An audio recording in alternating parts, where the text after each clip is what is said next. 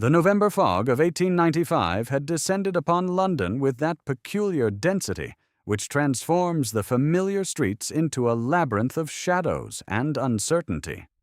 From our sitting room at 221B Baker Street, the gas lamps appeared as mere amber smudges against the gray curtain that had fallen over the city, and even the clip-clop of horses' hooves seemed muffled and distant, as though the world itself had been wrapped in cotton wool. Sherlock Holmes stood at our window, his tall, lean frame silhouetted against the dim light, his fingers drumming an irregular rhythm upon the glass. For the better part of 3 days, he had been in one of those restless moods that invariably followed a period of professional inactivity. Like a finely tuned instrument left unplayed, his remarkable mind seemed to vibrate with unused energy, as seeking some worthy problem upon which to focus its considerable powers. "The fog is lifting slightly to the east, Watson," he observed, without turning from his contemplation of the street below. "I can make out the figure of a man who has been pacing our pavement for the past 7 minutes. His gait suggests a person of sedentary habits forced into unaccustomed activity by extreme agitation. He approaches our door, retreats, then approaches again, the very picture of a man torn between desperate need and profound reluctance to reveal some shameful secret." I set aside the medical journal I had been reading and joined him at the window, though I could discern nothing through the murky atmosphere save the occasional flicker of movement in the yellow gloom. "How can you possibly determine so much from such limited observation?" I asked. Though I had long since learned to trust in the accuracy of his seemingly impossible deductions. "The rhythm of his footsteps, my dear Watson. They lack the steady cadence of a man accustomed to walking for exercise or business. Instead, they display the irregular, hesitant pattern of someone whose usual occupation requires little physical movement, a scholar perhaps, or a craftsman who works primarily with his hands. Moreover, the sound indicates that he favors his right leg slightly, suggesting either a recent injury or a chronic condition that has worsened under stress." Even as Holmes spoke, the sharp ring of our doorbell cut through the muffled silence of the fog-bound street. A moment later we heard Mrs. Hudson's measured tread upon the stairs, followed by her familiar knock. "Mr. Holmes," she announced, or opening the door to reveal a figure whose appearance immediately commanded both attention and sympathy. "There is a gentleman to see you. He appears most distressed, though he is clearly a person of respectable standing. Shall I show him up?" "By all means, Mrs. Hudson," Holmes replied, moving away from the window with that sudden transformation of manner I had witnessed countless times before. The languid observer became, in an instant, the keen and focused investigator. "Watson, I believe you should set aside your journal. Unless I am very much mistaken, we are about to receive a case that will test our abilities to their utmost." The man who entered our sitting room was small of stature, but possessed of that particular dignity that comes from a lifetime devoted to precision and craftsmanship. His hair, although gray and somewhat disheveled, was cut with mathematical exactness, and his clothing, while showing signs of hasty donning, was of excellent quality. What struck me most forcefully, however, was the expression of barely controlled terror that haunted his pale blue eyes, the look of a man who has witnessed something that challenges his most fundamental beliefs about the nature of reality itself. "Mr. Sherlock Holmes?" he inquired, his voice carrying the cultured tones of an educated man, struggling to maintain composure in the face of overwhelming circumstances. "I am he," Holmes replied, gesturing toward the comfortable chair beside our fireplace. "Please, sit down. You are clearly exhausted, and unless I am much mistaken, you have traveled here from Kensington without pausing to inform anyone of your destination. This is my friend and colleague, Dr. Watson, in whose discretion you may place absolute confidence. Now, sir, I perceive that you are a master craftsman, specifically a horologist of considerable skill, that you are left-handed, and that you have recently suffered a significant shock to your nervous system. You are also, I believe, intimately connected with the death of Lord Edmund Blackwood, which occurred 3 nights ago under circumstances that have left Scotland Yard baffled, and yourself in considerable peril." Our visitor sank into the proffered chair, as though his legs could no longer support him, his face draining of what little color it had possessed. "Good heavens, sir!" he gasped.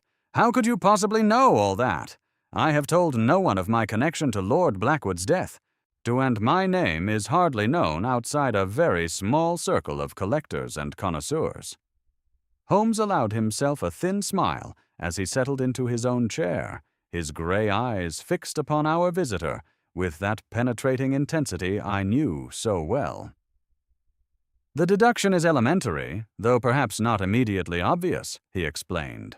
"Your right eye shows the permanent squint of a man who has spent years peering through a jeweler's loupe, while the fingertips of your dominant left hand bear the distinctive staining that comes from working with the specialized oils used in fine clockwork. The bulge in your coat pocket suggests a set of precision calipers, which you have forgotten to remove in your haste. As for the shock to your nervous system, that is evident in the slight tremor of your hands, the irregular pattern of your breathing, and the fact that you have buttoned your excellent coat incorrectly, a mistake no man of your evident precision would normally make." "And Lord Blackwood?" our visitor whispered. "Ah, that required a small leap of logic," Holmes admitted.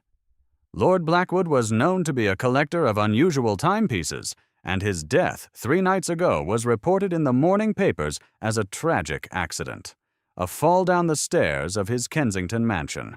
However, certain details of the case, as reported, struck me as inconsistent with such a simple explanation.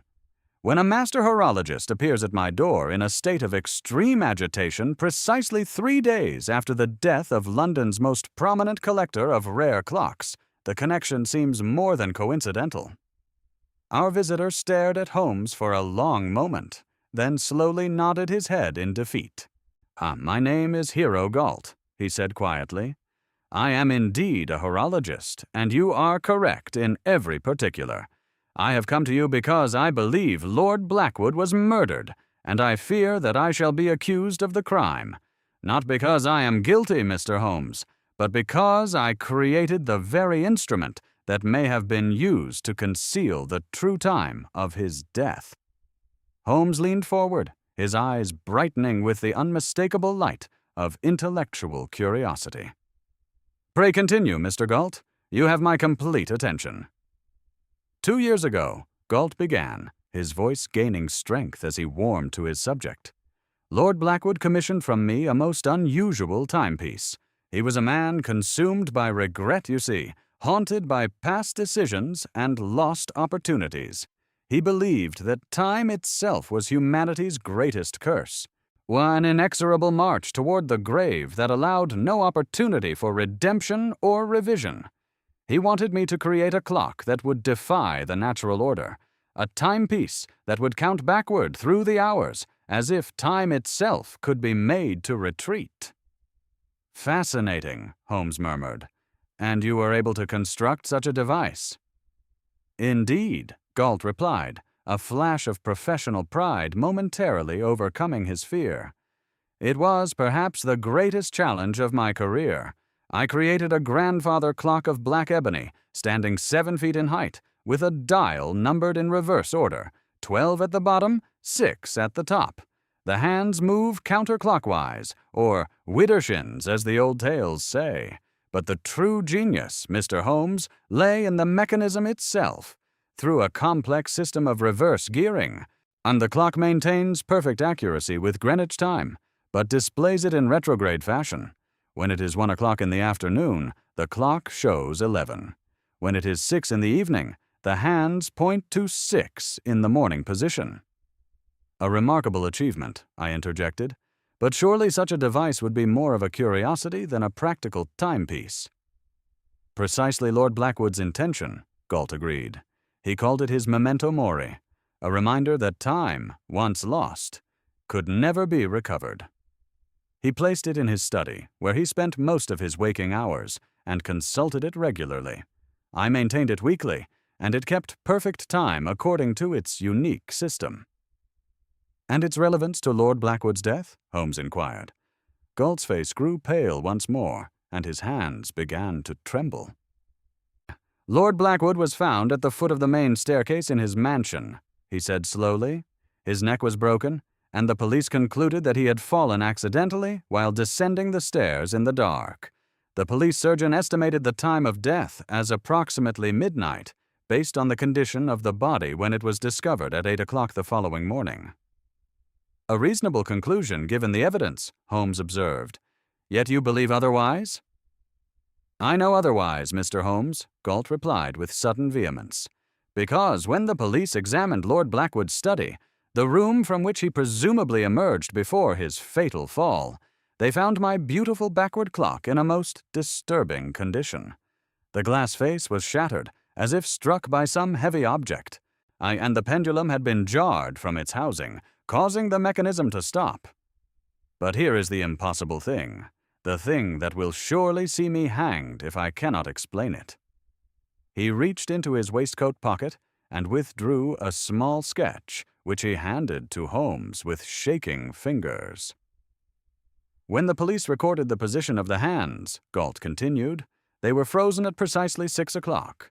But, Mr. Holmes, if the clock was damaged during a struggle or accident at midnight, as the evidence suggests, the hands should have been indicating midnight on my reverse dial, which would be at the top of the face. For the hands to be pointing to 6, the clock would have had to continue running for exactly 6 hours after it was smashed, which is mechanically impossible. Or, Holmes finished thoughtfully, someone deliberately adjusted the hands after the mechanism had stopped, not understanding the unique nature of your reverse timepiece." "Exactly," Galt cried. "Someone who wished to establish a false time of death, but who was ignorant of the clock's backward operation. They set the hands to what they believed was the correct position, not realizing that on my clock, 6 o'clock appears in the same position as 6 o'clock on a normal timepiece, but represents an entirely different time according to the reverse mechanism." Holmes rose from his chair and began to pace the room, his hands clasped behind his back in that characteristic posture I had observed so many times before. "You mentioned that you maintained the clock weekly," he said. "When did you last visit Lord Blackwood's residence?" 4 days ago," Galt replied. "To 2 days before his death. The clock was functioning perfectly when I left." "And who else had access to the study where the clock was housed?" "Very few people, sir. Lord Blackwood was a reclusive man who trusted no one completely. His butler, Stevens, had a key to every room in the house, as did Lord Blackwood's nephew, Mr. Charles Whitmore, who served as his secretary and heir. Beyond that, only the housemaid was permitted to enter the study, and then only to clean, never to touch the clock itself." "Yet someone clearly did touch it," Holmes observed. "Someone who understood enough about clockwork to adjust the hands, but not enough to comprehend the unique nature of your creation. Tell me, Mr. Galt, have the police questioned you about your whereabouts on the night of Lord Blackwood's death?" Galt's face crumpled with despair. "Oh, they have, sir, and that is what terrifies me most. I was walking alone that night, as is my custom when I cannot sleep. The fog was thick, and I encountered no one who might vouch for my presence elsewhere. Inspector Lestrade has already suggested that I might have returned to Lord Blackwood's house for some nefarious purpose, perhaps to steal the clock I had created, or to silence Lord Blackwood if he had discovered some deception in my work." "Preposterous!" I exclaimed. "What possible motive could you have for such a crime?" "That is what I have asked myself 1,000 times, Doctor," Galt replied miserably. "But I fear that desperation may drive the police to accept any explanation, however unlikely, rather than admit that they cannot solve the puzzle of the backward clock." Holmes stopped his pacing and turned to face our visitor, his expression grave but determined. "Mr. Galt," he said firmly, "you have brought me a problem of considerable complexity and fascination. A man lies dead under circumstances that appear accidental, yet the evidence suggests deliberate manipulation. A timepiece that defies conventional understanding holds the key to the mystery, yet that very uniqueness makes it incomprehensible to those who would use it to deceive. You are correct to be concerned about the police investigation, but you are wrong to despair. If Lord Blackwood was indeed murdered, then the killer has made a crucial error in attempting to manipulate your remarkable creation. That error will be their undoing." He moved to the window and gazed out into the fog-shrouded street, his profile sharp and determined against the dim light. "Watson," he continued without turning, "your coat and revolver, if you please. We must reach Kensington before Inspector Lestrade decides that a convenient suspect is preferable to a complex truth. Mr. Galt, you will accompany us to Lord Blackwood's residence, where I intend to examine both the scene of the crime and your extraordinary timepiece. I have a feeling that the adventure of the backward clock, as I believe we shall call this case, will prove to be one of the most intriguing problems we have yet encountered." As I gathered my things, I could not help but reflect upon the strange nature of the mystery that had been laid before us. A clock that ran counter to time itself, a death that appeared accidental, yet suggested murder, and a craftsman whose greatest creation might become the instrument of his own destruction. Or it was precisely the sort of impossible puzzle that brought out the best in my friend's remarkable abilities, and I found myself looking forward to watching him unravel the complex web of deception that surrounded the death of Lord Edmund Blackwood. The fog was beginning to lift as we made our way through the streets of London, but I sensed that we were only beginning to penetrate the much deeper mystery that awaited us in Kensington. Somewhere in the shadows of that great house, a killer walked free, confident that their crime had been perfectly concealed by the manipulation of time itself. They had not reckoned, however, with the analytical genius of Sherlock Holmes, nor with the fact that their very attempt at deception would provide the key to their ultimate exposure. Where the hansom cab clattered through the fog-shrouded streets of Kensington, carrying us toward Lord Blackwood's imposing mansion. The grey stone facade loomed through the mist like a sepulchre, its windows dark and forbidding. A constable stood guard at the entrance, and as we alighted, Inspector Lestrade emerged from the front door, his sharp features creased with familiar irritation. "Mr. Holmes," he said with barely concealed exasperation, "I might have known you would appear wherever death presents the slightest irregularity.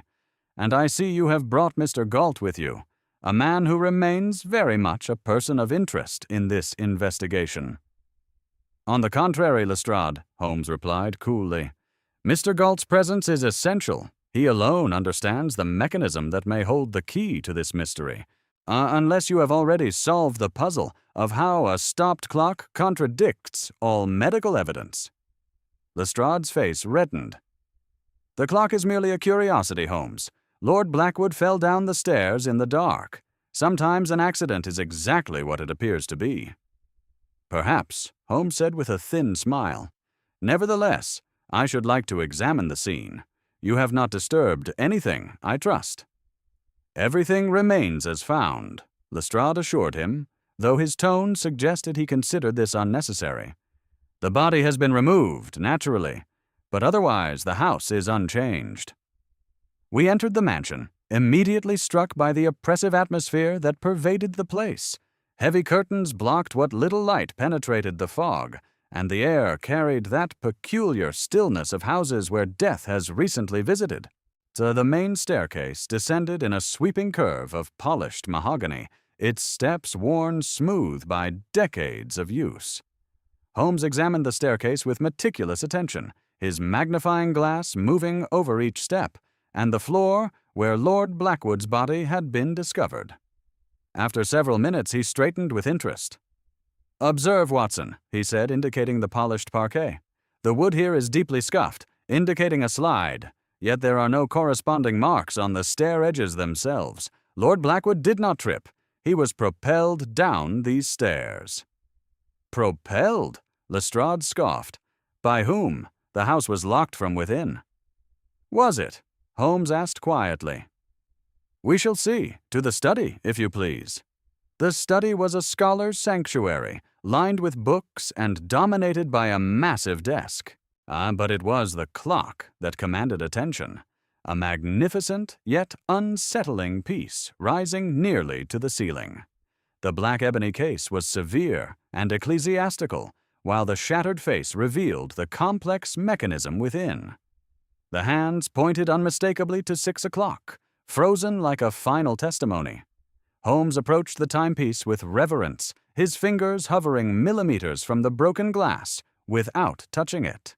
For several minutes he studied it in absolute silence, occasionally consulting his notebook. Finally he produced his magnifying glass and examined the door's keyhole with intense concentration. "Lestrade," he said suddenly, "observe these brass scratches around the keyhole. They are fresh, made by someone thrusting a key with uncertain hand in imperfect alignment. Yet you tell me the door was locked from within. I'd the key in the dead man's pocket. Someone locked this door after Lord Blackwood had already fallen." "But that's impossible," Lestrade began. "Nothing is impossible when properly understood," Holmes interrupted, turning back to the clock. "Watson, observe the white enamel face behind these hands. Do you see the peculiar distribution of dust particles?" I leaned closer, squinting in the dim light. "There appears to be a clean arc, Holmes, as if something swept across the surface." "Precisely. The footprint of a finger, Watson, a finger clad in rough gloves, wiping across the enamel to push the minute hand. This tells us the hands were moved after the glass was broken and after considerable dust had settled. The killer returned later to alter the time, believing they were establishing an alibi." Holmes turned to Galt, who stood trembling by the door. "Mr. Galt, if this clock were wound fully, how many turns would it require?" 8 turns exactly, Mr. Holmes." "Lestrade, the winding key, if you please. It was in Lord Blackwood's pocket, I believe." Lestrade produced a small brass key from an evidence bag. Holmes inserted it into the winding hole and turned it gently. It clicked once, twice, then stopped. "Fully wound," Holmes declared, his eyes flashing. "This clock was wound mere hours before it was damaged. If Lord Blackwood died at midnight and the clock stopped then, why does the mainspring suggest it has barely run at all?" "Because," he continued, answering his own question, "it was wound after it was stopped. We are dealing with someone who attempted to rewrite time itself, but forgot the language in which it speaks. Is someone familiar with this house, this room, this very clock, yet ignorant of its true nature?" Holmes straightened, his face grave. "The killer has made not one error, but 3, mechanical, temporal, and personal. That combination, gentlemen, will prove their undoing." Holmes stepped back from the towering timepiece, his penetrating gaze sweeping methodically across every surface of the study. The silence that followed his pronouncement seemed to press against the walls like a living thing, broken only by the distant, mournful chiming of other clocks throughout the mansion, a ghostly chorus marking time while this singular creation stood frozen in its backward testimony. "Watson," he said quietly, producing his magnifying glass, "observe the base of this clock with particular attention. Or do you notice anything unusual about its position relative to the wall?" I knelt beside the massive ebony case, studying the narrow gap between its base and the skirting board. "There appears to be a clean line in the dust, Holmes, as if the clock has been moved recently, though only by the smallest margin." "Precisely. This clock, weighing perhaps 300 pounds, has been shifted forward by no more than an inch. Such an effort would require considerable strength and determination. The question that presents itself is, why would anyone undertake such labor for so minimal a displacement?" Holmes circled the timepiece slowly, his glass moving across the floor with methodical precision. Near the rear corner of the clock's base, he paused and extracted his tweezers, carefully lifting something from a crack in the polished parquet. "Zut Lestrade," he called. "Your evidence bag, if you please. We have here a fiber of some significance." He held up a coarse, dark hair, perhaps 3 inches in length. "Animal hair, Watson, from a large dog with a rough coat. Yet you tell me, Inspector, that Lord Blackwood kept no pets?" "None whatsoever," Lestrade confirmed. "The man detested animals of all kinds, said they were reminders of humanity's base nature." "Then how does such a fiber come to rest beneath a clock that has been recently moved?" Holmes mused, sealing the hair in Lestrade's envelope. "The dust pattern suggests this evidence is no more than a few days old. Someone with access to a large dog has been in this room since Mr. Galt's last maintenance visit." He turned his attention to Lord Blackwood's desk. See, a magnificent piece of dark walnut that dominated the far corner of the study. The leather surface was scored with the scratches and ink stains of years of scholarly work, but Holmes's keen eyes detected something more recent and sinister.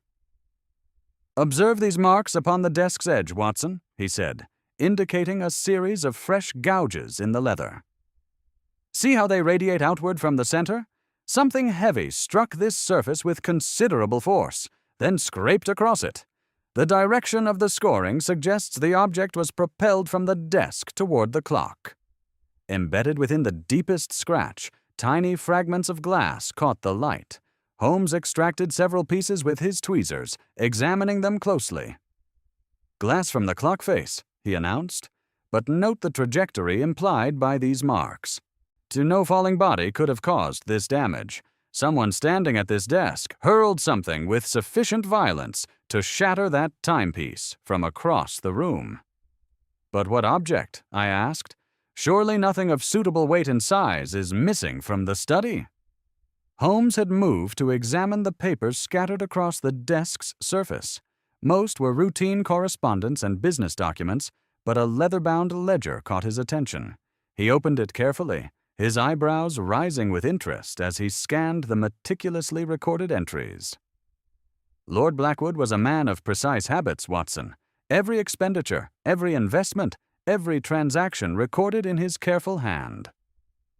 Holmes paused at the final page, his finger tracing the last entry.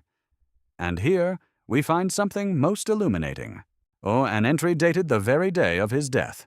To C.W., final settlement, £5,000. £5,000? Lestrade whistled softly. "That's a fortune, Holmes. Who is this C.W.? "Charles Whitmore, I should imagine," Holmes replied. "Lord Blackwood's nephew and heir. A considerable sum indeed, enough to settle substantial debts or fund a comfortable existence for several years." He continued examining the papers, finally pausing before the fireplace, where a small mound of ash lay in the grate. Kneeling, he carefully sifted through the remains with his tweezers, eventually extracting a partially burned fragment no larger than a postage stamp. "Recently burned documents, Watson. The ash is still soft, suggesting the fire was lit within the last few days." He held the fragment to the light, squinting at the faint lettering still visible on the charred paper. "Agreement dated. And what appears to be final payment." Someone was quite anxious to destroy evidence of some arrangement. Holmes rose and brushed the ash from his hands, his expression growing increasingly grave. "We begin to see the outline of our mystery, gentlemen. A man dies under circumstances that appear accidental, yet his most prized possession, a clock worth nearly £1,000 according to this ledger, shows evidence of deliberate manipulation. Documents are burned, substantial sums of money change hands, and someone with access to the house attempts to alter the very fabric of time itself to conceal their crime." "You speak as if you know who this person is," Lestrade said suspiciously. "I have my suspicions, but suspicions are not proof," Holmes replied. "However, I believe it is time we spoke with Mr. Charles Whitmore. Where might we find this gentleman?" "He's taken rooms at the Langham Hotel," Lestrade answered. "Claims the atmosphere here disturbs him too greatly to remain in the house. We questioned him briefly, but he had an alibi, said he was at his club all evening." "Alibis, Lestrade, are like clocks. They can be manipulated by those who understand their mechanisms." Holmes moved toward the door, pausing to cast one final glance at the shattered timepiece. "This backward clock has begun to tell its tale, and I suspect that tale will reveal a crime far more complex than a simple fall down a staircase. The killer believed they could rewrite time itself, but they failed to understand that time, like truth, has a way of revealing itself to those who know how to read its signs." As we prepared to leave the study, Holmes turned to Galt, who had remained silent throughout our investigation, his face pale with growing comprehension. "Mr. Galt," Holmes said gently, "your remarkable creation has become the key witness to a murder. Before this case is concluded, your backward clock will help us move forward toward justice. Of that, you may be certain." The fog was lifting as we made our way through the corridors of the great house, but I sensed that we were only beginning to penetrate the much deeper mystery that lay hidden within its walls. Somewhere in London, a killer walked free, confident that their manipulation of time itself had concealed their crime. They had not reckoned, however, with the analytical genius of Sherlock Holmes, nor with the fact that their very attempt at deception would provide the thread that would ultimately unravel their carefully constructed web of lies. The Langham Hotel presented a striking contrast to the oppressive atmosphere of Lord Blackwood's mansion. Its marble-columned lobby bustled with well-dressed patrons, the warm glow of electric chandeliers casting dancing shadows across polished surfaces. Yet even amidst such luxury, I could sense Holmes's predatory focus sharpening as we approached the reception desk, where a smartly uniformed clerk provided us with the information we sought. "Suite 304, he informed us with that particular blend of deference and curiosity reserved for official inquiries. "Mr. Whitmore has requested absolute privacy, but given Inspector Lestrade's credentials." We ascended the carpeted staircase, Sir Holmes moving with that characteristic stride that always signaled his heightened state of concentration. Behind us, Mr. Galt followed nervously, his pale face reflecting the gravity of our mission. As we reached the third floor, Holmes paused briefly, his sharp eyes taking in every detail of the corridor's layout. "Observe, Watson," he murmured, "the wear pattern on this carpet. Someone has paced this hallway repeatedly in recent days. The same person, judging by the distinctive scuff marks. Our Mr. Whitmore appears to be a man under considerable strain." Holmes rapped sharply upon the polished mahogany door of Suite 304. After a prolonged silence, a voice called from within, cultured but edged with unmistakable irritation and something deeper, perhaps fear. I gave explicit instructions not to be disturbed. "Whatever business you have can surely wait until tomorrow." "I think not, Mr. Whitmore," Holmes replied firmly. "This concerns your uncle's death, and certain irregularities that have come to light. Inspector Lestrade accompanies us on official business." The door opened to reveal a gentleman of perhaps 35 years, impeccably dressed despite the late hour. Charles Whitmore possessed the refined features of aristocratic breeding, high cheekbones, intelligent eyes, and the bearing of one accustomed to privilege. Yet something in his appearance struck me immediately as discordant. His fingers drummed nervously against the doorframe. His eyes darted between us with barely concealed anxiety, and despite his formal attire, there was a disheveled quality about him that spoke of sleepless nights and mounting pressure. "Easy, Inspector Lestrade," he said, forcing a smile that did not reach his eyes. "Surely we concluded our business at the inquest, and these gentlemen are—" "Mr. Sherlock Holmes and Dr. Watson," Lestrade announced. "We have some additional questions regarding the circumstances of your uncle's death." The effect of Holmes's name upon Whitmore was immediate and telling. His face paled visibly, and his grip tightened upon the door handle until his knuckles showed white. For a moment I thought he might refuse us entry entirely, but breeding and perhaps calculation won out over panic. "Very well," he said stiffly, stepping aside with obvious reluctance. "Though I cannot imagine what new information could possibly be required. My uncle's death was ruled accidental." The suite was luxuriously appointed, with heavy velvet curtains. Our furniture of the finest quality, and Persian rugs that muffled our footsteps. What immediately caught my attention, however, was the state of disorder that seemed entirely at odds with Whitmore's fastidious appearance. Papers lay scattered across a writing desk, a brandy decanter stood half empty beside an overflowing ashtray, and most tellingly, a large leather traveling case sat open in the corner, partially packed with clothing and personal effects. "Planning a journey, Mr. Whitmore?" Holmes inquired, his keen eyes missing nothing as they swept the room. "I intend to visit relatives in Scotland," Whitmore replied, moving to straighten some of the scattered papers with hands that trembled slightly. "The atmosphere in London has become difficult since my uncle's passing. Well, surely you cannot object to a man seeking solace among family." "Not at all," Holmes said pleasantly, settling into a chair opposite our host. "Though I confess surprise that you would abandon your uncle's affairs at such a critical juncture. As his heir and former secretary, there must be considerable business requiring your immediate attention." "The solicitors can manage the legal formalities," Whitmore said dismissively, though his tone lacked conviction. "I am not required to remain in London simply to satisfy bureaucratic requirements." Holmes had positioned himself where he could observe both Whitmore and the scattered contents of the writing desk. His gaze lingered briefly on what appeared to be correspondence with a banking establishment, and then moved to examine a walking stick that leaned against the mantelpiece, an elegant piece with a heavy silver handle carved in the shape of a mastiff's head. "You were at your club on the evening of your uncle's death, I understand," Holmes continued conversationally. "The Reform Club, was it not?" "Yes, from 8 in the evening until well past midnight," Whitmore replied quickly. "The porter can confirm my arrival, as can several fellow members with whom I played cards." "Most convenient," Holmes murmured. "And you remained there continuously throughout the evening? No brief departures for any purpose?" A muscle twitched in Whitmore's cheek. "I may have stepped out briefly for air. The card-room becomes quite stuffy, you understand.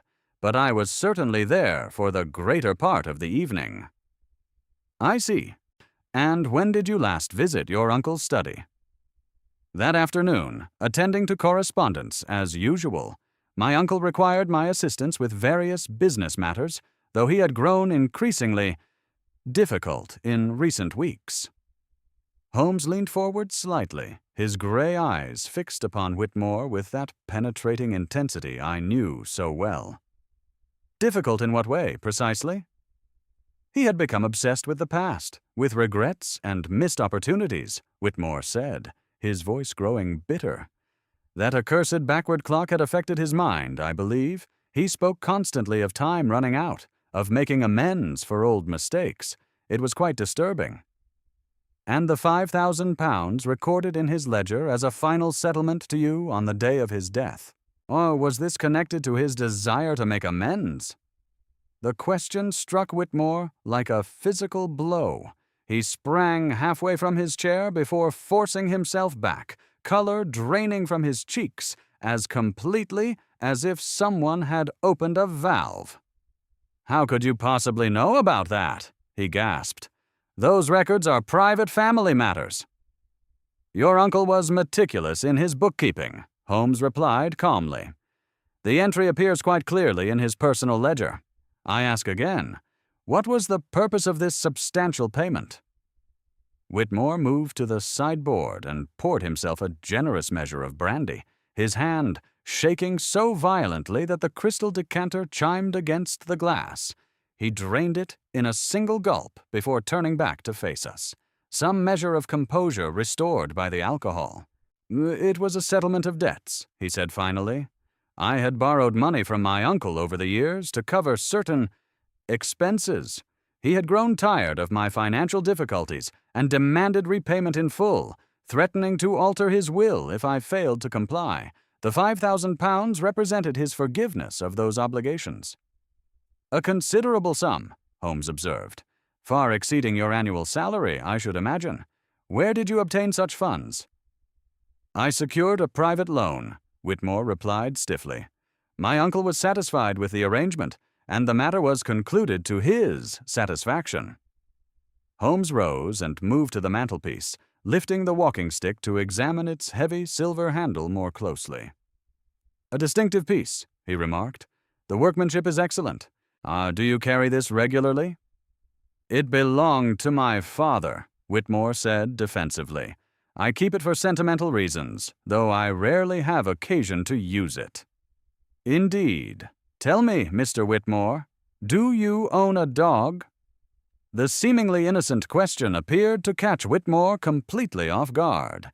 His eyes widened with genuine surprise, and for a moment his careful composure slipped entirely.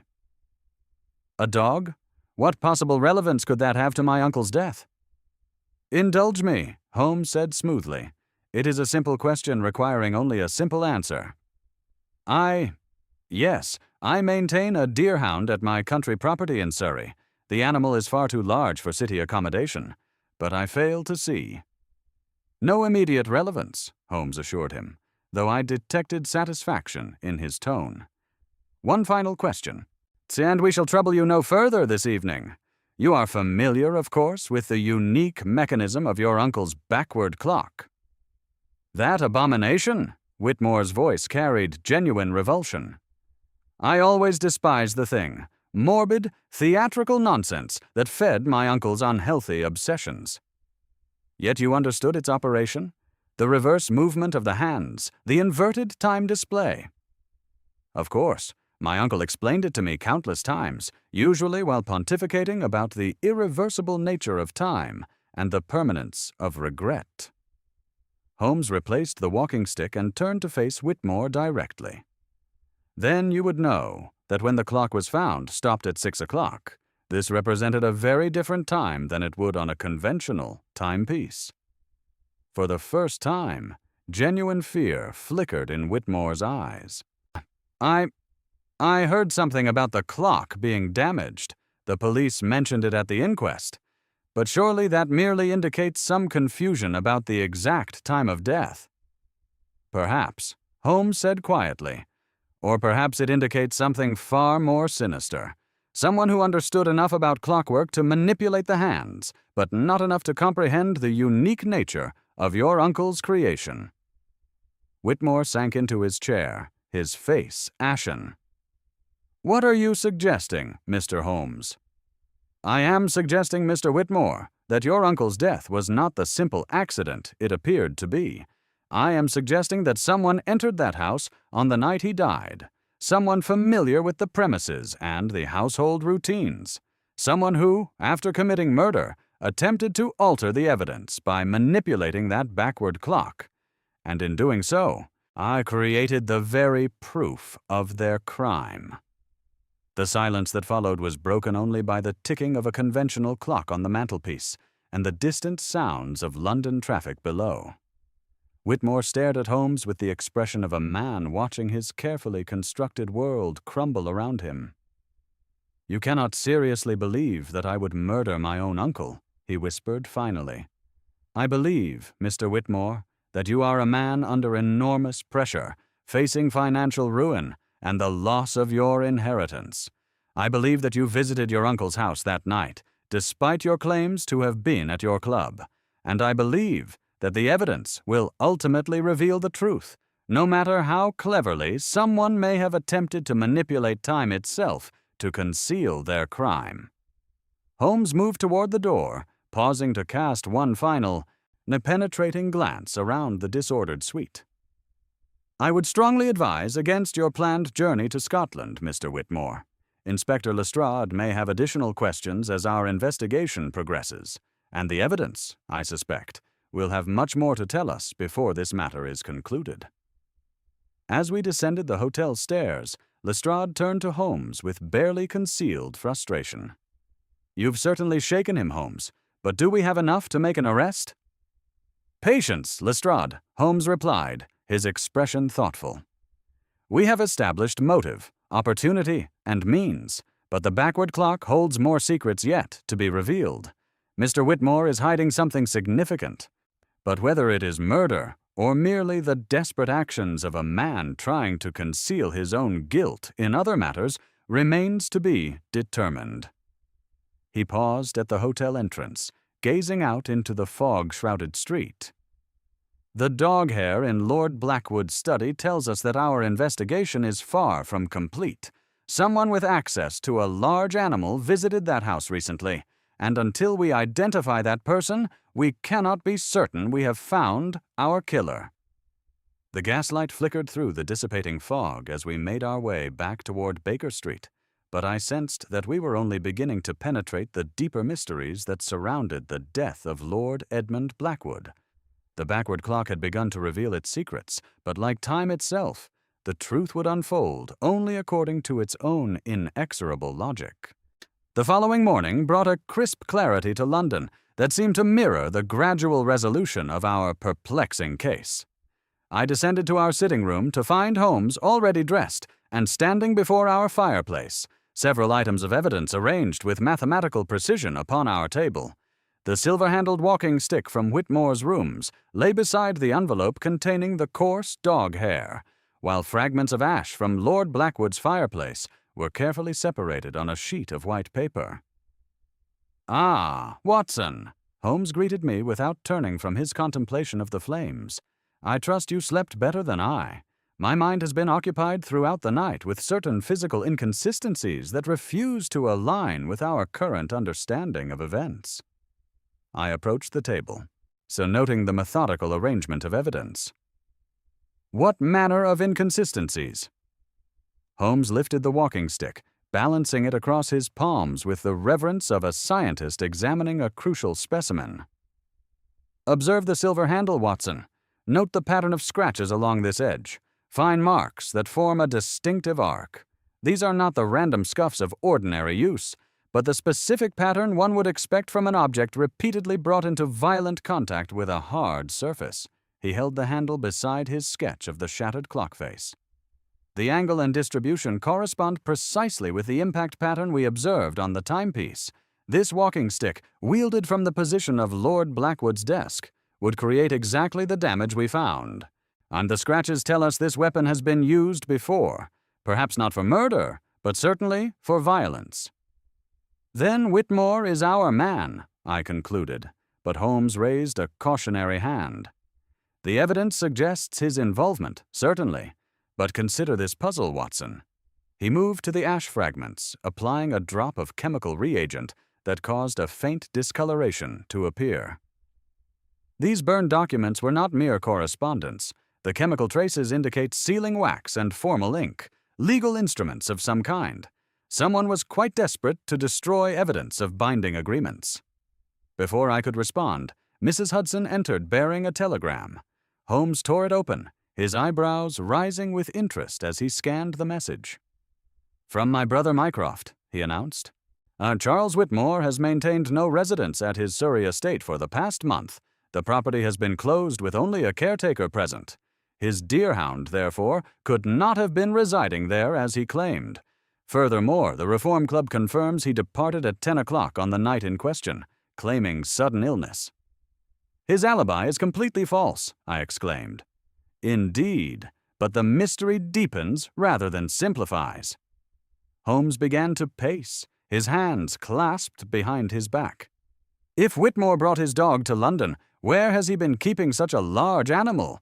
The Langham Hotel certainly does not permit pets, and he has claimed no other residence." A second telegram arrived, this one from Lestrade, and its contents caused Holmes's expression to sharpen considerably. And he read it aloud. "Whitmore attempted departure early morning via hotel service entrance, apprehended with substantial cash and foreign banking documents, detained Scotland Yard, requests immediate consultation." "Flight," I observed, "the classic behavior of guilt." "Or of fear," Holmes corrected. "We must determine which. Come, Watson. I believe Mr. Whitmore is prepared to be more forthcoming about his activities." At Scotland Yard, we found Charles Whitmore, a considerably diminished figure from the composed gentleman we had encountered at the Langham. His clothing was disheveled, his face pale with exhaustion and terror. Upon the interview table lay the contents of his traveling case, stacks of banknotes, foreign currency, and what appeared to be banking documents for continental institutions. "Mr. Whitmore," Holmes began, settling into the chair opposite our suspect. "Your attempted flight suggests a man with much to hide. Perhaps you would care to explain the £5,000 recorded in your uncle's ledger, and why you felt compelled to flee England with such haste." Whitmore's composure cracked entirely. "I am a thief," he cried, his voice breaking with desperation. "I admit it freely. I forged that ledger entry and stole the money from my uncle's safe. But I did not kill him, Mr. Holmes. I swear upon my mother's grave, I found him already dead." The admission hung in the air like smoke from Holmes's pipe. Lestrade leaned forward intently, but Holmes's expression remained carefully neutral. "You were in the house that night," Holmes stated quietly. "Tell us exactly what occurred." "I went there to plead for money," Whitmore said, his hands trembling as he spoke. "My gambling debts had reached a critical point. I faced ruin, perhaps even physical harm, from my creditors. When I arrived at approximately 10:30, I found the front door unlocked, which struck me as strange. My uncle was meticulous about security." "Continue." "I called out, but received no answer. I found him at the foot of the main staircase. His neck was broken, his body already growing cold. I knew immediately that I would be suspected. My financial difficulties were known to him, and I had no alibi for that evening. In my panic, I thought only of escape." Holmes leaned forward slightly. "So you went to the study?" "Yes, I knew the combination to his safe. I had observed him opening it on numerous occasions.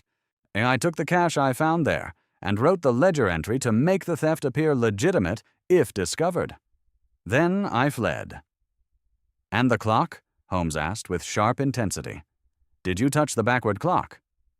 "Touch it? No, why would I? The thing was ticking when I entered the study.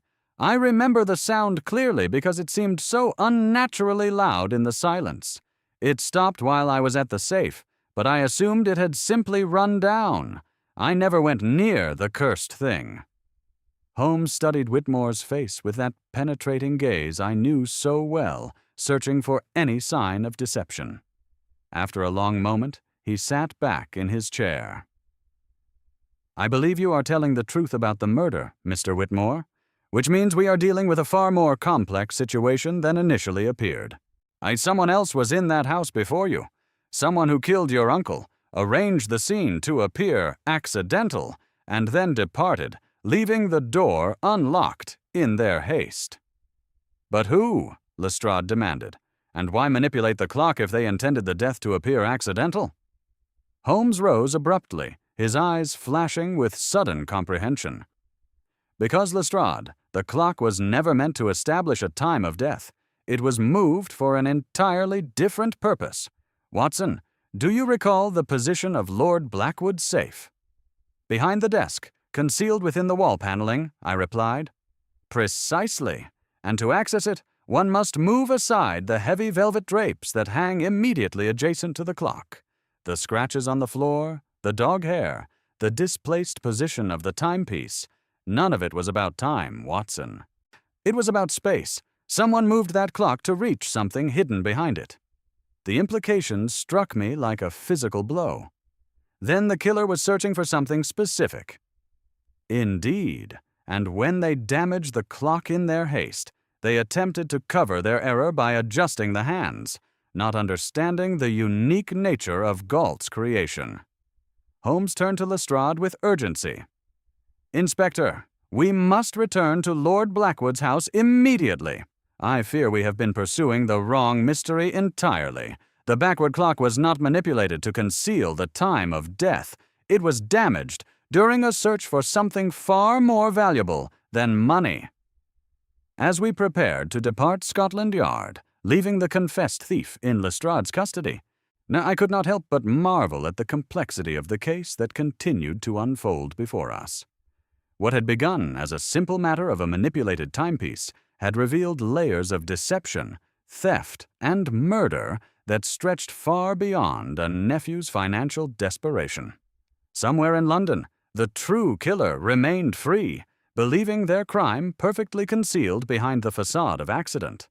They had not reckoned, however, with Sherlock Holmes's ability to read the true story written in scratched floors, displaced furniture, and the silent testimony of a backward clock that had witnessed far more than anyone had imagined. The adventure of the backward clock was far from over, and I sensed that its most dangerous revelations lay yet ahead of us. The carriage wheels clattered against the cobblestones as we made our urgent return to Lord Blackwood's mansion, Holmes maintaining that peculiar silence which always indicated his mind was working at its highest capacity. The afternoon light was beginning to fade, casting long shadows through the fog that seemed reluctant to fully lift from London's streets.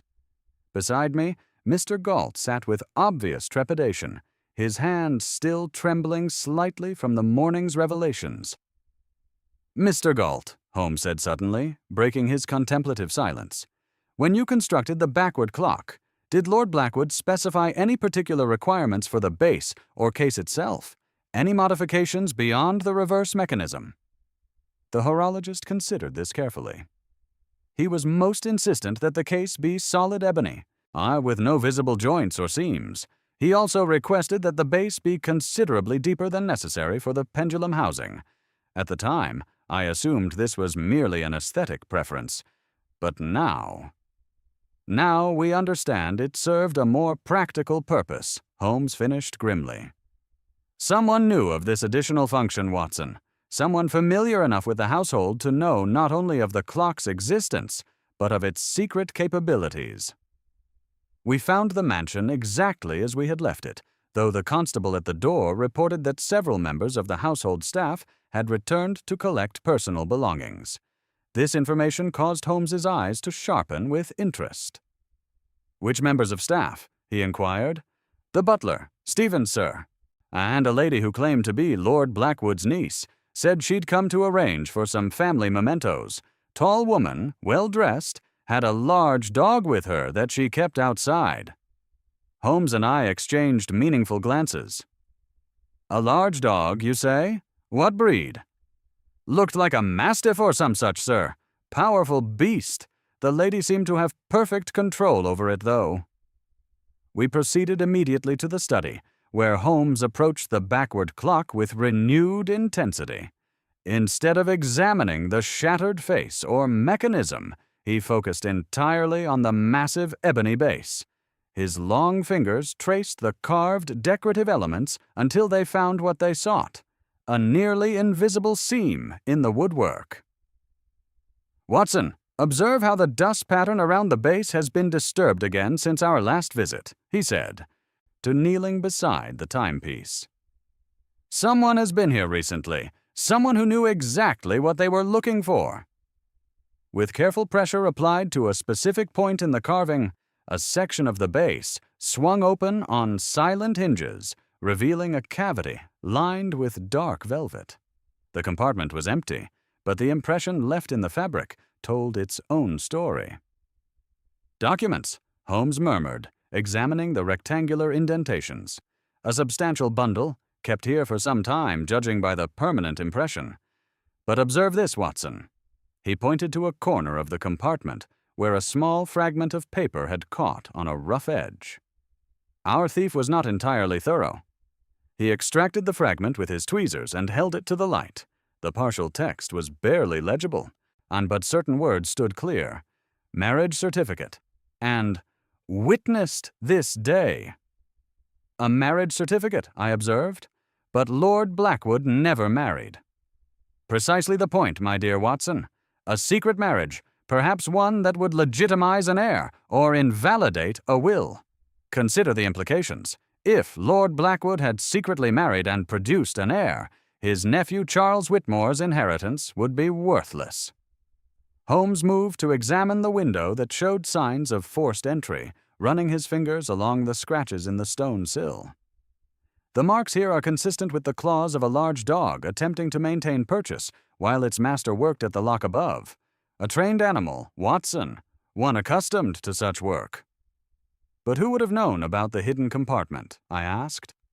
"Someone with intimate knowledge of the household, Someone who had observed Lord Blackwood's habits over many years. Holmes paused, his expression growing grave. Someone who may have helped arrange the original concealment of these documents. Before he could elaborate, we heard footsteps in the corridor. The study door opened to reveal Stevens, the butler, his usually composed demeanor showing signs of considerable strain. His eyes immediately went to the open compartment in the clock base, and his face drained of all color.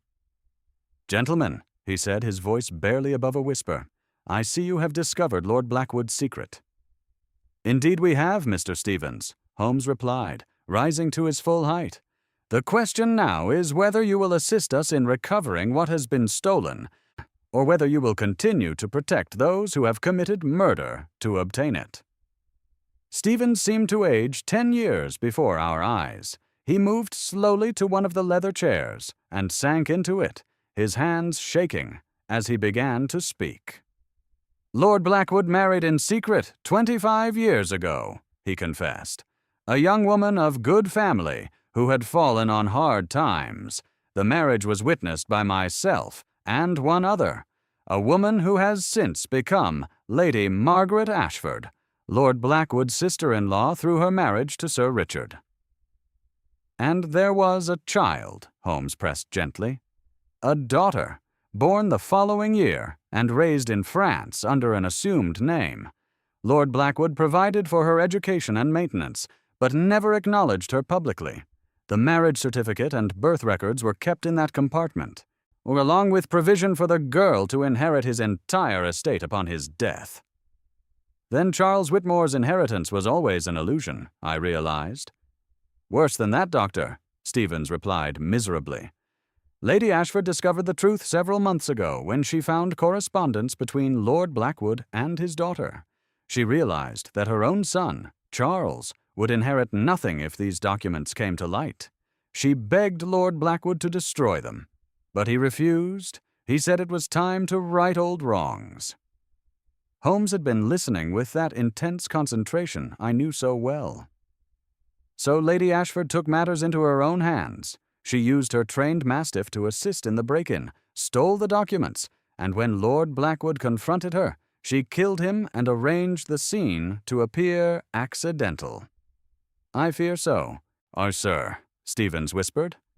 "She returned the following evening, claiming to search for family mementos, but I believe she came to ensure the documents were truly destroyed. She seemed surprised to find the clock damaged and asked many questions about its condition." "And now she has the documents," Holmes said grimly.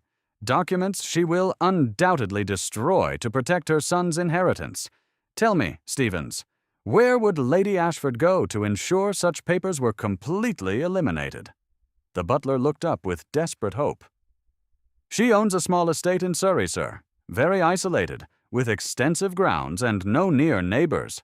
She often spoke of it as her refuge from London society." Holmes was already moving toward the door. "Watson, your revolver and traveling coat. Lestrade, we must gather your men immediately. If we are to prevent the destruction of evidence and secure justice for Lord Blackwood's murder, we must reach Surrey before Lady Ashford can complete her work." As we prepared for what I sensed would be the final confrontation of our case, I could not help but marvel at how the backward clock had indeed revealed its secrets. The timepiece that had been created to represent the impossibility of reversing past mistakes had become the guardian of documents that could expose a decades-old deception. Lady Ashford had attempted to manipulate time itself by altering the clock's hands, but her ignorance of its unique mechanism had provided the very clue that led to her exposure. The adventure of the backward clock was approaching its climax, and I checked my revolver, knowing that a woman who had killed once to protect her family's fortune would not hesitate to kill again. The fog was thickening as we prepared to leave London, but I felt certain that before another day passed, the truth would finally emerge from the shadows that had concealed it for so long. The special train to Surrey carried us through the gathering dusk with an urgency that seemed to match Holmes's increasingly focused demeanor. He sat rigid in his seat, fingers steepled before his face, his gray eyes fixed upon some invisible point beyond the window.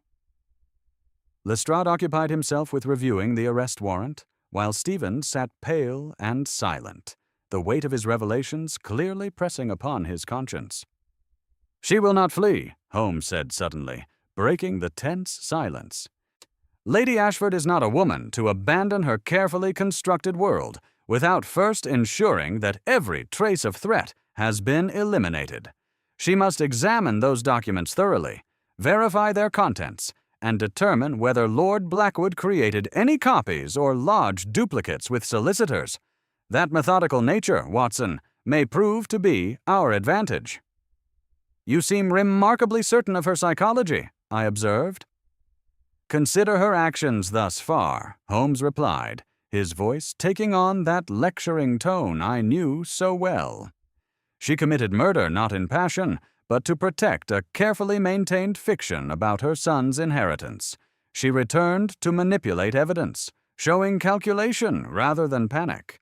Such a mind does not act hastily when the stakes are highest, or she will want absolute certainty before destroying documents that represent 25 years of hidden truth." The carriage from the local station carried us through increasingly isolated countryside as full darkness settled over Surrey.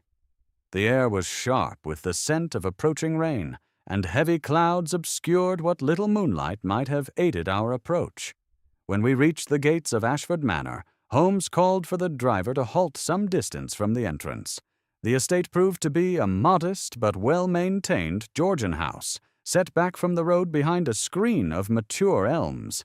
A single window on the ground floor showed light, while the rest of the building lay shrouded in darkness.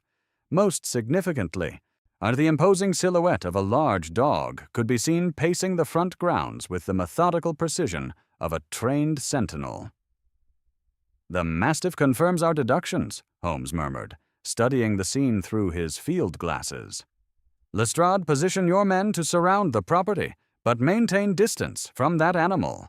It has been trained for protection and will not hesitate to attack intruders. Watson, we shall approach from the rear, where the terrain provides better cover."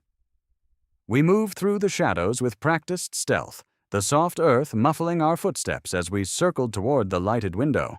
Through a gap in the heavy curtains, we could observe the interior of what appeared to be a well-appointed study. Lady Ashford sat at a large desk, her elegant profile illuminated by lamplight as she examined a stack of documents with intense concentration. The papers were arranged in neat piles before her, and she occasionally made notes on a separate sheet, her movements precise and methodical. "Observe her technique, Watson," Holmes whispered. "She is not merely reading. She is cataloging, cross-referencing dates and signatures. Even in crime, she maintains the systematic approach of her class and breeding. But notice how her hand trembles slightly when she lifts each document. The strain is telling upon her nerves." Beside Lady Ashford's chair, the great mastiff lay with its massive head resting on its paws, though its ears remained alert to every sound from the storm-threatened night. The animal's presence complicated any direct assault, but Holmes seemed to have anticipated this obstacle. "The French doors appear to be our best point of entry," he observed, indicating a set of glass panels that opened onto a small terrace. "The lock is old-fashioned and should yield to proper technique. When we move, Watson, remember that the dog will react to sudden motion and loud sounds. We must be swift, but controlled." Holmes produced his lockpicks and worked with silent efficiency at the door mechanism. Within moments, the tumblers yielded to his skilled manipulation. He paused, hand on the door handle, and turned to me with that expression of grim determination I had witnessed before the most dangerous moments of our cases. "Lady Ashford has committed murder to protect her son's inheritance," he said quietly. "She will not surrender that easily. Be prepared for any eventuality." We entered the study with weapons drawn, moving as silently as shadows across the Persian carpet. Lady Ashford remained absorbed in her examination of the documents, but the mastiff's head lifted immediately, its nostrils flaring as it caught our scent. The great animal rose to its feet with fluid grace, a low growl rumbling in its throat. "Lady Margaret Ashford," Holmes announced, his voice cutting through the silence like a blade.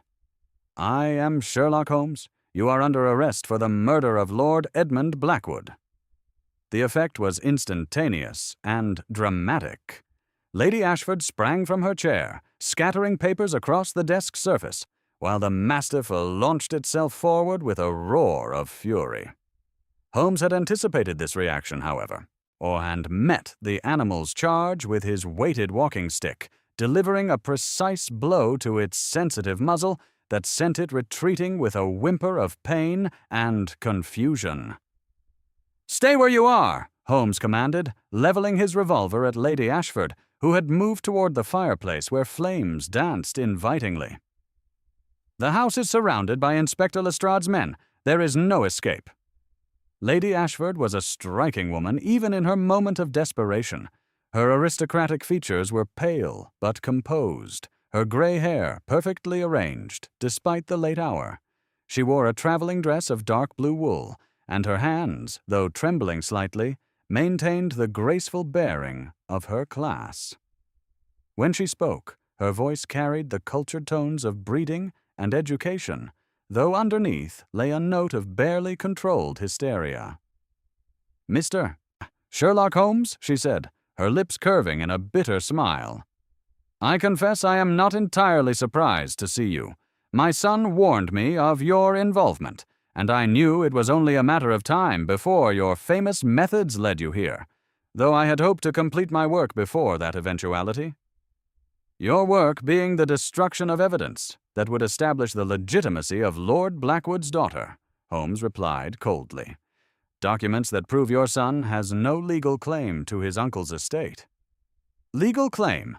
Lady Ashford's voice rose with indignation. "Charles is Edmund's nephew, his sister's son, raised as an English gentleman with every expectation of inheritance. This French girl is the product of a secret marriage that violated every social convention, a bastard legitimized only by papers hidden away like shameful secrets. Where is the justice in destroying my son's future for the sake of Edmund's belated conscience? The justice lies in honoring the wishes of the deceased and the rights of his legitimate heir," Holmes said firmly. "But you chose murder over justice, Lady Ashford. You killed Lord Blackwood when he refused to abandon his daughter's claim." The accusation struck her like a physical blow. She swayed slightly, gripping the mantelpiece for support, while the mastiff pressed against her skirts, sensing her distress. "It was not murder," she cried, her composure finally cracking. "I went to reason with him, to make him understand what his decision would mean for Charles. We argued in his study. He became enraged when I suggested he was betraying his own family. He moved toward that accursed backward clock. He's speaking of retrieving the documents to show me proof of his secret marriage. I tried to stop him, to make him listen to reason. There was a struggle. And he fell," Holmes said quietly. "He struck his head against the corner of the desk," she whispered, tears now streaming down her face. "The sound was horrible, a sharp crack like breaking wood. He collapsed immediately. I knelt beside him, felt for a pulse, but there was none. He was dead, Mr. Holmes, killed by a moment's violence that I never intended." "Yet you did not summon help or report the accident," Holmes observed. "Instead, you chose to conceal the crime." "I panicked," Lady Ashford confessed, her voice barely audible. "I knew how it would appear. A woman with every motive for murder, alone with the victim. No witnesses to testify to the accidental nature of his death. I thought only of Charles, of protecting him from the scandal and suspicion that would surely follow. I dragged Edmund's body to the staircase, arranged it to appear that he had fallen while descending in the dark. And then you returned to the study to retrieve the documents that threatened your son's inheritance," Holmes continued relentlessly. "But the hidden compartment in the clock base proved more challenging than expected." "I knew of its existence from years of observation," she admitted. "Edmund was not as secretive as he believed, but the mechanism was complex, and in my haste and desperation, I damaged the clock face trying to force it open. When I finally succeeded in extracting the papers, I realized I had left evidence of tampering.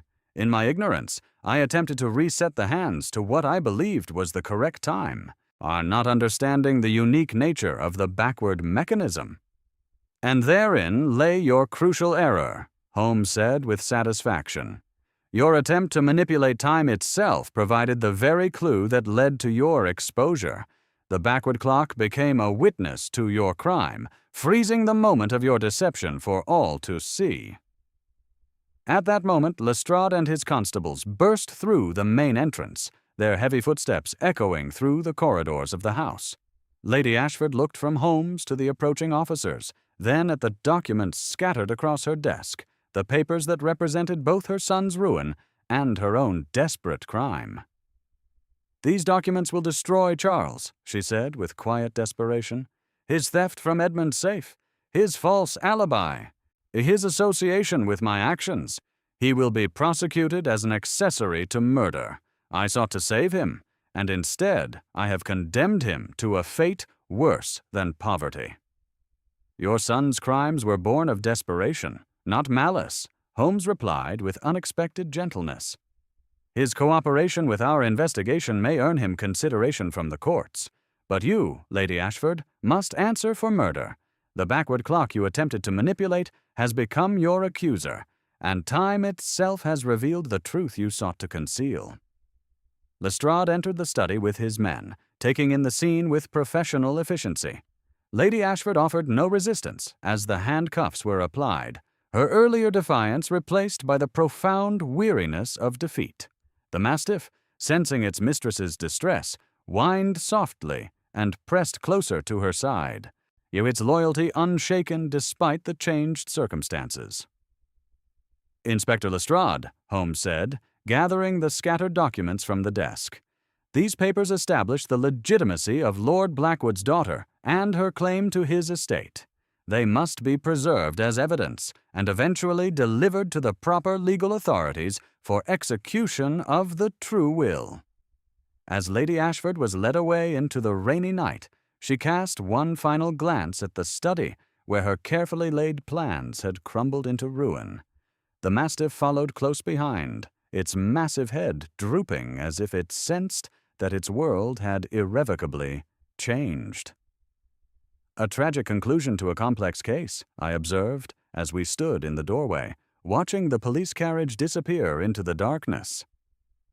"Indeed, Watson," Holmes replied thoughtfully. "Lady Ashford sought to reverse the consequences of past decisions, to manipulate time itself through the destruction of evidence. But like the backward clock that witnessed her crime, time moves in only one direction, forward, toward the inevitable revelation of truth."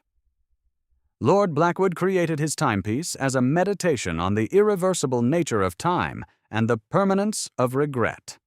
In the end, it became the instrument of justice, proving that while we may wish to turn back the clock, we cannot escape the consequences of our actions.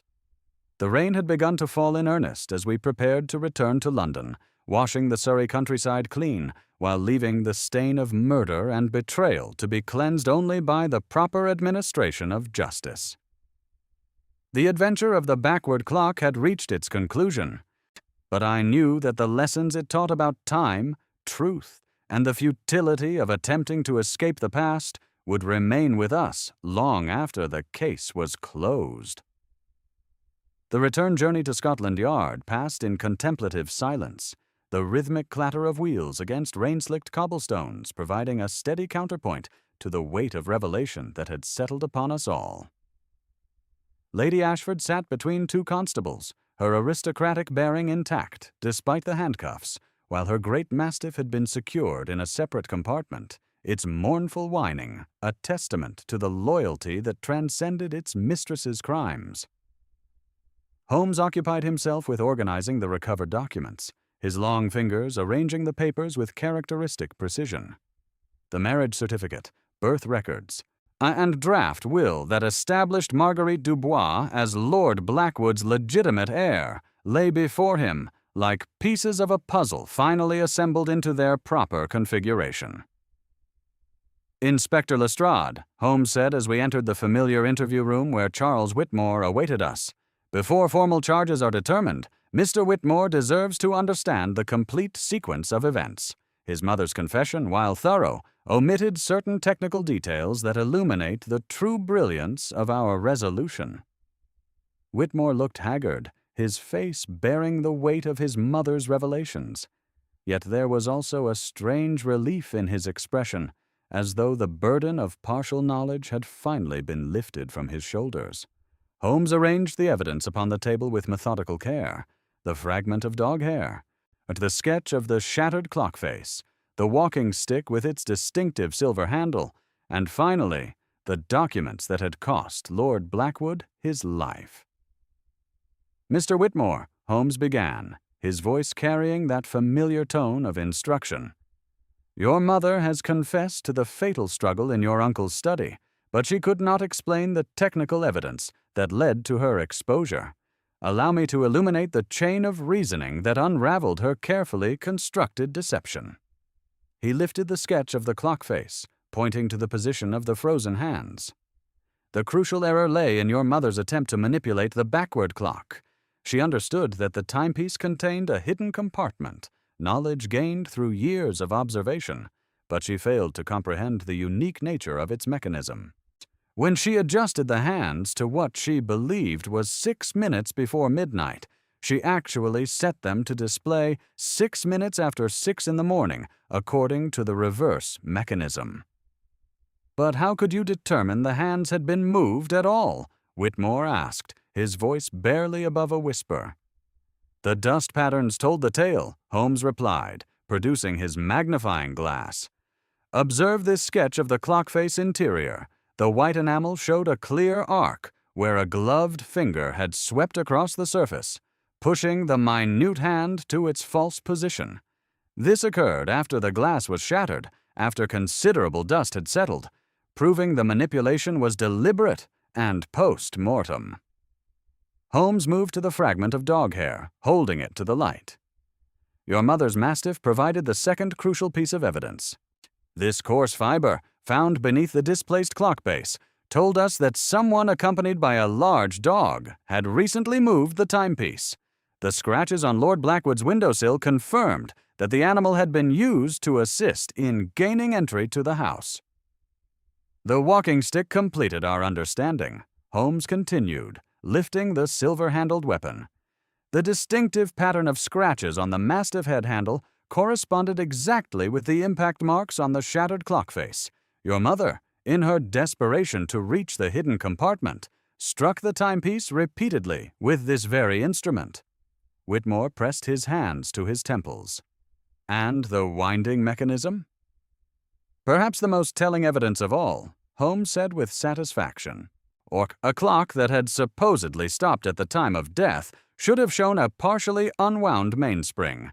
Instead, we found it fully wound, indicating that someone had maintained the mechanism after the supposed time of stopping. Your mother, in her attempt to make the clock appear functional until the moment of your uncle's death, betrayed her own manipulation of the evidence." Lestrade leaned forward intently. "And the documents themselves?" "The marriage certificate and birth records establish beyond question that Lord Blackwood's daughter, Marguerite Dubois, is his legitimate heir," Holmes replied. "Your mother killed to prevent this truth from becoming public, believing she could protect your inheritance through the destruction of evidence. Instead, she merely ensured that the very documents she sought to destroy would become the instruments of justice." Holmes gathered the papers and turned to Whitmore with unexpected gentleness. "Your own crimes, the theft and forgery, were born of desperation rather than malice. Your cooperation with our investigation will weigh favorably with the courts. Your mother's actions were more serious, but the partially accidental nature of your uncle's death may earn her some consideration." "The backward clock," Whitmore said quietly, was meant to remind Uncle Edmund that time could not be reversed. In the end, it ensured that the truth could not be hidden. "Indeed," Holmes replied, moving toward the door. "Your uncle created that timepiece as a meditation on regret and the irreversible nature of time. It became, instead, the guardian of justice, proving that while we cannot turn back the clock, we cannot escape the consequences of our attempts to manipulate time itself." As we departed Scotland Yard in the gray dawn light, Holmes reflected upon the case's deeper implications. "The adventure of the backward clock demonstrates a fundamental truth, Watson. Lady Ashford sought to rewrite history through the destruction of evidence, but the very instrument she used in that attempt became the witness to her crime.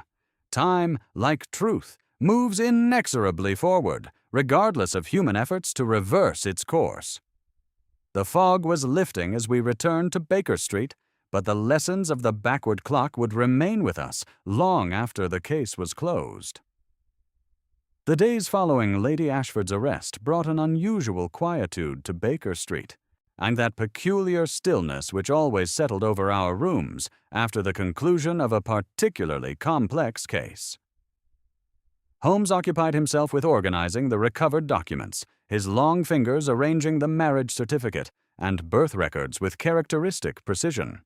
The backward clock, its mechanism now silent and its face shattered, had finally told its complete story. "Watson," Holmes observed, looking up from his methodical work, "observe how truth, like time itself, moves inexorably forward once set in motion. Lady Ashford sought to manipulate both, yet succeeded only in ensuring her own exposure." Our contemplation was interrupted by the arrival of Hiro Galt, who appeared considerably restored from the terrified man who had first sought our assistance. Yet his expression carried a thoughtful melancholy that spoke of deeper moral reflections. "Mr. Holmes," he began, settling into the chair by our fireplace, "I have come with a question that troubles me greatly. My backward clock was created as an artistic meditation on time and regret, yet it became an instrument of both concealment and revelation. Should I bear responsibility for the role my creation played in these tragic events?" Holmes considered this carefully, his gray eyes studying the horologist with characteristic intensity. "Your timepiece, Mr. Galt, was neither moral nor immoral in itself. Lady Ashford chose to exploit its unique mechanism for her deception, just as she might have used any object in that study. The remarkable nature of your creation did not cause the murder, rather it exposed the manipulation that followed. Your clock served justice precisely because it defied conventional understanding. Yet if I had never created such an unusual mechanism, then Lord Blackwood would still be dead, and his killer would walk free," Holmes interrupted firmly. "Your creation became the instrument of truth because Lady Ashford's ignorance of its reverse operation betrayed her guilt. In that sense, your clock served justice rather than hindering it." The following afternoon brought a visitor whose arrival would provide the final resolution to our complex case. Miss Marguerite Dubois entered our sitting room with quiet dignity, her dark traveling dress and simple bonnet speaking of both mourning and modest circumstances. She possessed her father's intelligent eyes and a composure that spoke of strength developed through years of uncertainty. "Mr. Sherlock Holmes," she said in lightly accented English, "I have learned from the solicitors the full circumstances of my father's death and your role in bringing his killer to justice. I wish to thank you personally and to understand why he kept my existence secret for so many years." Holmes gestured for her to sit, his manner uncharacteristically gentle. "Your father was a man torn between social convention and love for you and your mother. The backward clock he commissioned represented his struggle with the impossibility of reversing past decisions. That very timepiece ultimately revealed the truth he had resolved to acknowledge publicly." Miss Dubois accepted the packet of recovered documents with trembling hands, tears streaming down her cheeks as she read her father's words of love and regret. When she finally looked up, her expression had transformed from sorrow to something approaching peace. "He did love us," she whispered. "He simply lacked the courage to defy convention until it was too late." The solicitor cleared his throat. "There remains the matter of Mr. Charles Whitmore, Miss Dubois. As Lord Blackwood's heir, you have influence over whether additional civil charges are pursued for his theft and forgery." Her response revealed remarkable strength of character. "Mr. Whitmore is as much a victim of circumstances as I am. His mother's actions were not his fault, and his crimes were born of desperation rather than malice. I will not pursue civil charges, and I will speak to the court on his behalf, if permitted." "A generous decision," Holmes observed, "and one that honors your father's memory more truly than vengeance ever could." As Miss Dubois prepared to depart, she turned with a final question. "Mr. Holmes, the backward clock, should it be repaired?" "That choice is yours," Holmes replied. "Mr. Galt has offered to restore the mechanism to perfect function." She considered carefully. "I think it should be repaired and kept as my father intended, a reminder that time moves only forward, that we cannot undo past mistakes, only learn from them and strive to make better choices." After she departed, Holmes moved to the window, gazing out at the London evening. "The adventure of the backward clock has taught us profound truths, Watson. While we cannot reverse time, we can choose how we move forward. Miss Dubois has chosen forgiveness over retribution.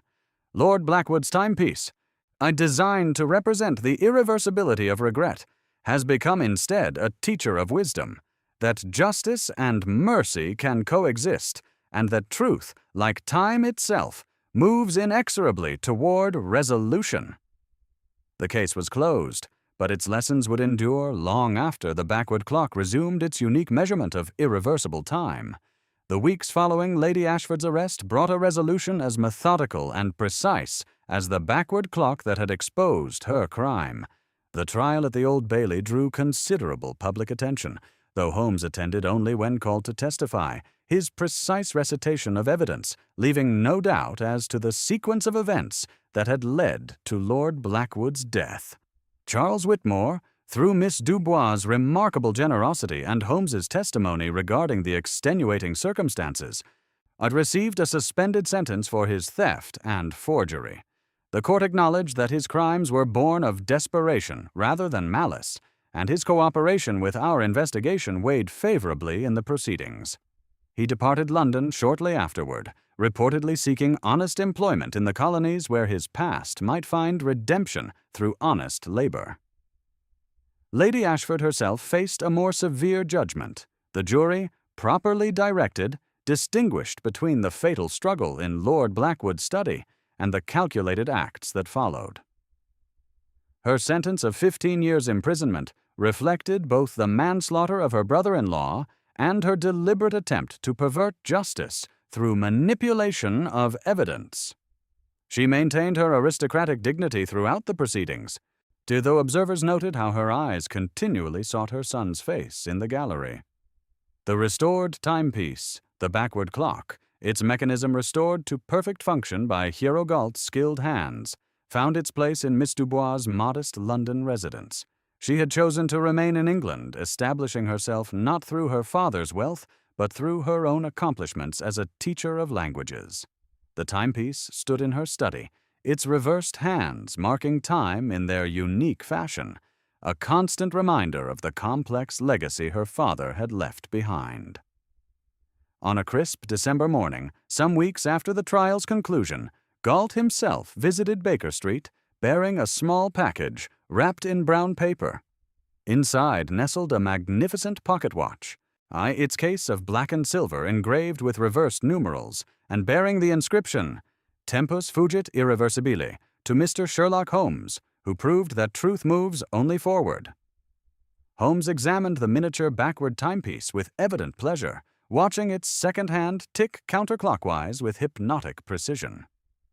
"A fitting memento, Watson," he observed, placing it upon our mantelpiece beside other relics of past adventures. "It serves as a reminder of the fundamental fallacy that lay at the heart of this tragedy." Philosophical Reflections. You see, Watson, Holmes continued, settling into his chair with that contemplative air I recognized as signaling deeper reflection. The essential facts were before us from the first. Lord Blackwood believed he could conquer his regrets by observing time in reverse. Lady Ashford believed she could alter history by destroying evidence. Both failed to understand that time is an arrow, not a circle. We may look backward to understand, but we must live forward. The case had indeed demonstrated profound truths about the nature of time and justice. Miss Dubois had chosen forgiveness over retribution, even offering Charles Whitmore employment managing her father's estate. Her actions embodied the lesson the backward clock had ultimately taught, that while we cannot reverse past mistakes, we can choose how we move forward from them. The adventure of the backward clock, Holmes mused, lighting his pipe with a spill from the fire, demonstrates that truth, like time, cannot be manipulated without consequence. Lady Ashford sought to rewrite history through violence and deception, so yet succeeded only in ensuring that the very instrument she attempted to manipulate became the witness to her crime. The lesson of time. As evening settled over Baker Street, I found myself reflecting on the case's deeper implications. The backward clock had been created as Lord Blackwood's meditation on regret and the impossibility of reversing time, yet that very creation had become the instrument through which justice was served and truth revealed. The timepiece that ran counter to convention had served justice more faithfully than any ordinary clock ever could. "Holmes," I said, preparing to record the case for posterity, "how shall history remember this adventure?" He considered carefully, his gray eyes reflecting the firelight. "As a reminder, Watson, that the past cannot be changed, but truth will always find its way forward. Lady Ashford sought to manipulate time itself, yet succeeded only in proving that some things, truth, justice, the consequences of our actions, move inexorably forward regardless of human intervention." The restored backward clock ticked softly on our mantelpiece, its reversed hands a permanent testament to the irreversibility of time and the inevitability of truth. Lord Blackwood's meditation on regret had become something far more valuable, a teacher of wisdom and a guardian of justice, ensuring that even in death, his legacy would continue to illuminate the path forward for those willing to learn from the past. Forward into mystery. Outside our window, the sounds of London's many clocks drifted through the December air, each marking time in its conventional fashion, moving steadily forward through the hours. Yet somewhere across the city, in Miss Dubois' study, a single timepiece marked those same hours in reverse, its backward hands reminding all who observed them that while we cannot turn back time, we can choose to move forward with wisdom, justice, and the courage to face the consequences of our actions. The adventure of the backward clock had reached its conclusion, but its lessons would endure. As Holmes often reminded me, the great game of detection never truly ends. It merely awaits the next puzzle that will challenge our understanding of human nature and the inexorable march of time itself. The winter of 1895 settled over London with unusual severity, transforming Baker Street into a tableau of frost-etched windows and coal-warmed sanctuaries. Holmes sat before our fireplace, the miniature backward timepiece from Hero Galt resting open in his palm, its counterclockwise second hand marking time with hypnotic precision. The soft ticking seemed to echo the methodical unraveling of our most philosophically complex case. "Watson," he said without looking up from the intricate mechanism, "observe how this device embodies the essential paradox of human nature. We spend our lives wishing we could turn back time, yet we are creatures designed only to move forward. Lady Ashford's tragedy was precisely this. She attempted to live backward, to undo what could not be undone." I set aside my evening paper, noting the contemplative mood that had settled over my friend since the case's conclusion. Yet the irony remains that her very attempt to manipulate time provided the key to her exposure. Indeed, the backward clock became her accuser precisely because she failed to understand its true nature. Holmes closed the watch with a decisive snap. "I received word today from Inspector Lestrade. Lady Ashford has adapted to prison life with characteristic dignity. She spends her days reading philosophy, Marcus Aurelius, particularly his meditations on accepting what cannot be changed." "A fitting choice," I observed. "And what of the others?" Holmes reached for the morning's correspondence, selecting a letter bearing foreign postmarks. "Charles Whitmore has established himself successfully in the Canadian wilderness, managing a timber operation in British Columbia. His letters speak of finding peace in honest labor, far from the temptations that once consumed him. More remarkably, Miss Dubois has written with extraordinary news." "Oh." "She and Whitmore were married quietly last month in a small ceremony in Surrey. She writes that forgiveness has proven more powerful than revenge, and that together they are converting Lord Blackwood's estate into a school for young women of limited means. The very inheritance that sparked murder has become an instrument of education and hope." I confess this revelation struck me as profoundly moving. Then justice and mercy have achieved a rare balance. "The human capacity for redemption continues to surprise even my cynical nature," Holmes admitted. "But perhaps the most fitting resolution concerns the backward clock itself. Miss Dubois commissioned Galt to create a companion timepiece, a conventional clock that stands beside the original in her study. One runs backward, or one forward, their pendulums swinging in perfect synchronization." "Representing what philosophy?" "That wisdom lies not in dwelling upon unchangeable past, but in using that understanding to move forward with greater purpose. The paired clocks teach what Lord Blackwood never learned, that time's arrow points only forward, and our task is not to reverse it, but to aim it true." Holmes rose and moved to the window, gazing out at the fog-shrouded street where gaslight struggled against the December gloom. "This case taught us that truth, like time, moves inexorably forward. We may wish to manipulate both, but such efforts inevitably reveal themselves. And the very sophistication of Galt's creation, designed to represent regret, became the instrument of justice." "You speak as though the case holds particular significance among our adventures." "It does, Watson. Most of our cases involve unraveling deceptions about what happened. This one forced us to confront deceptions about when it happened, and ultimately about the nature of time itself. Lady Ashford sought to rewrite history through violence and manipulation, yet succeeded only in creating irrefutable evidence of her guilt." The fire crackled softly as Holmes returned to his chair, his expression thoughtful. "Consider how the case challenged conventional detection. We began assuming the clock had been manipulated to establish false time of death. Instead, we discovered it had been damaged during a search for hidden documents, with the manipulation coming afterward as concealment, the misdirection within the misdirection, each layer of deception revealing deeper truths." "And what truth did it ultimately reveal?" "That human nature itself runs on clockwork, Watson. We are mechanisms of habit, desire, and consequence. Lady Ashford's crime followed as inevitably from her character as the backward clock's hands followed their reverse mechanism. Understanding the gearing, the hidden motivations and pressures allows us to predict the visible behavior." Holmes reached for his pipe, his movements carrying that familiar precision I had observed through countless cases. "The adventure of the backward clock will endure not for its complexity, but for its philosophical depth. It reminds us that while we cannot turn back time, we can choose how we move forward, whether with wisdom or folly, mercy or vengeance, truth or deception."